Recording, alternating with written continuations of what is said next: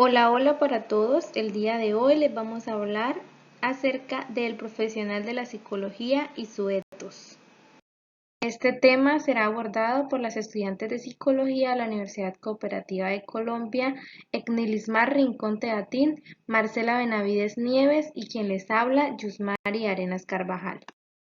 El ethos profesional es un conjunto de actitudes vividas por los profesionales y la tradición propia de interpretación de cuál es la forma correcta de comportarse en la relación profesional con las personas.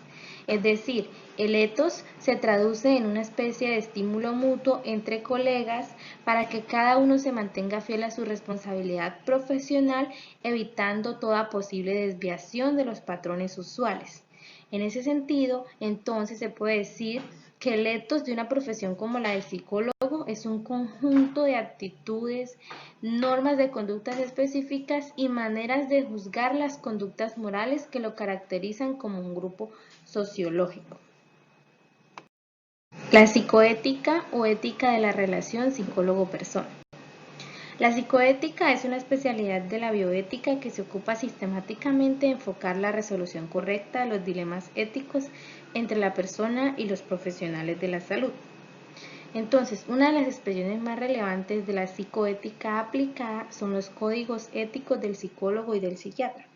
Dichos códigos éticos profesionales consisten en una organización sistemática del ethos profesional, es decir, de esas responsabilidades que tienen los psicólogos o los psiquiatras con la persona. Los códigos éticos se destacan por unas funciones principales. La primera de ellas, identificativa, ya que señala cuáles son las metas y roles del profesional. La segunda es declarativa e informativa, ya que indica cuál es la teoría ética en que se configura la filosofía del profesional. La tercera, discriminativa, ya que es lo suficientemente clara. La cuarta, metodológica y procedimental, ya que establece cuál es el proceder para llegar a una solución. Coerciva, ya que establece un sistema de sanciones, y protectiva, ya que protege al individuo de las injusticias. Puntos de referencia básicos en psicoética. Estos puntos de referencia están directamente relacionados con el discurso ético. Es frecuente que cuando se plantean asuntos éticos en algún tipo de debate público existe una confusión entre qué son los juicios morales, las normas instrumentales, los principios universales y los valores éticos, por lo que se hace necesario señalar los diferentes componentes del discurso ético. Dichos componentes son, primero, los valores éticos, que son aquellas formas de ser y de comportarse. Segundo, los principios morales, que es un imperativo ético justificable por la razón humana.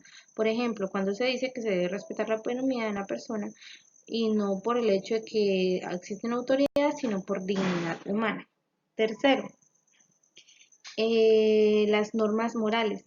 Entonces son prescripciones que establecen qué acciones deben ponerse en práctica para cumplir con los principios éticos. Y cuarto, juicios éticos particulares. Entonces estas son valoraciones concretas que ha de hacer un individuo para aplicar los principios éticos. Principios éticos. Bueno, ahora vamos a observar cuáles son las vías éticas por las cuales el valor moral supremo puede alcanzarse o concretarse en la interacción profesional-persona, permitiendo que el valor supremo se defienda y desenvuelva en su realidad. Puede definirse los principios morales como aquellos que ayudan a entender lo que implica defender en cualquier tiempo y espacio la dignificación de la persona humana y aquellos que ayudan a iniciar un proceso de la acción moral humana dirigida a defender o incrementar la realización del valor ético máximo, es decir, la dignidad de la persona. Para poner en práctica los principios se debe basar en un contenido concreto que cada individuo tiene que ver cómo ponerlo en práctica. En primer lugar, la beneficencia es el deber de hacer el bien a los demás o de no perjudicar al otro. Además, quiere decir que el contenido de este principio es llevar a cabo todas las conductas que incrementan la conciencia, la libertad y la equidad. En segundo lugar, la autonomía es el principio que hace referencia a la capacidad de todo individuo humano de gobernarse por una norma que él mismo acepta como tal sin presión externa. En tercer lugar se encuentra la justicia, que es aquella característica moral que nos obliga a la igual consideración y respeto por todos los seres humanos. Este principio implica que solo es éticamente justificable aceptar diferencias de algún tipo entre los seres humanos, pero solo si estas diferencias son menos posibles y más favorables para quienes lo necesitan. Y finalmente, el último aspecto es la inseparabilidad de los principios. Aquí nos dice que son los tres principios los que deben articularse para que puedan entablar una adecuada relación ética entre el profesional, la persona y la sociedad. Normas psicoéticas básicas. Estas normas son como las condiciones imprescindibles para que todos los principios mencionados anteriormente puedan ponerse en práctica. Estas normas tienen que ver con tres aspectos. El primero es la regla de confidencialidad. Entonces se denomina información confidencial a los datos relacionados con una persona que puedan llegar a ser difundidos a otras personas. En este sentido, el profesional está en todo el deber de guardar el secreto de toda información que le haya suministrado la persona. El segundo es la veracidad, la cual consiste en el deber de decir activamente lo verdadero del caso, aunque no sea suficiente toda la información del objeto que el emisor tiene en su mente. Y como tercer aspecto está la fidelidad a las promesas hechas. Esto se entiende como el compromiso asumido de realizar u omitir algún acto en relación a otra persona. Entonces, fidelidad, o también conocida como lealtad, es una virtud que hace referencia a la obligación que genera en una persona el haber hecho una promesa o haber aceptado un acuerdo. Virtudes e ideales del psicólogo. Una virtud se puede definir como un hábito, una disposición, una actitud, un rasgo permanente de la persona que se orienta hacia el bien moral, o también como la interiorización de los valores morales de tal manera que el sujeto tenga la predisposición permanente a tenerlos en práctica, sin que haya ningún control externo. Por otro lado, consideramos los ideales éticos, que son el conjunto de virtudes éticas y actos heroicos y nobles que hacen sentir bien al profesional. Esto quiere decir que la persona tenga interiorizado de tal manera los valores, los principios y normas morales que en su sentir, razonar y actuar sean coherentes y compatibles entre sí. Dentro de esta temática encontramos que las acciones morales se han clasificado en 4 categorías o niveles. La primera, las que están mal y prohibidas porque perjudican claramente a los demás. Por ejemplo, manipular a un paciente o imponerle misconcepciones éticas. Segundo, las que son permisibles porque no hay evidencia de que provoquen perjuicios. Por ejemplo, una investigación que observa conductas de las personas en lugares públicos sin su consentimiento. Tercero, las que están bien y son obligatorias porque constituyen un derecho de las personas y las molestias o perjuicios que provocan son menores a las ventajas que brindan. Por ejemplo, informar verazmente a fin de que un paciente dé su consentimiento. Cuarto, las que son deseables como ideal de perfección o heroísmo porque benefician a los demás pero implican perjuicios para quienes las llevan a cabo. Por ejemplo, ir a la guerra para defender la patria o denunciar un delito oculto con riesgo de represalias personales. El reconocimiento social del etos profesional. De aquí nos surge una pregunta. ¿Qué condiciones éticamente mínimas debería exigirse para que un estudiante de psicología pueda ser considerado en un determinado momento como apto para ser un profesional de la salud mental, es decir, idóneo para ejercer como tal en la sociedad? A esto encontramos la respuesta de que ser psicólogo no consiste en poseer determinado tipo de informaciones con sus correspondientes técnicas, sino en algo más profundo.